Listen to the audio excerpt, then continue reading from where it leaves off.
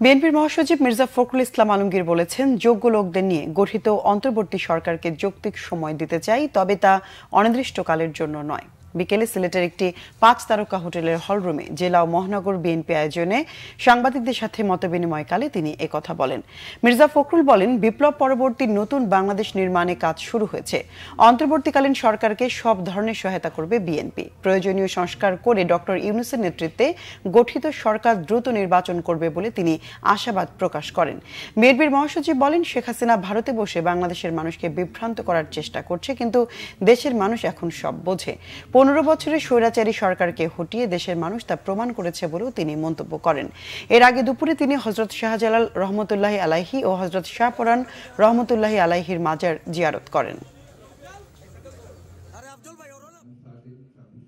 আমরা আপনার প্রথমেই বলেছি যে আমরা এই অন্তর্বর্তীকালীন সরকারকে আমরা যৌক্তিক সময় দিতে চাই, এবং সেই যৌক্তিক সময় যেটা বলেছি যে আপনার একটা সংস্কার, যেগুলো জায়গায় সংস্কার কথা বলা হয়েছে, সেই সংস্কার করতে যতটুকু সময় লাগে, বাট এটা যৌক্তিক সময় হতে হবে। এটা এমন না যে আপনার অনির্দিষ্ট সময়, একটা যৌক্তিক সময়ের মধ্যে সেটা করতে হয়, এটা স্পষ্ট করে বলেছি।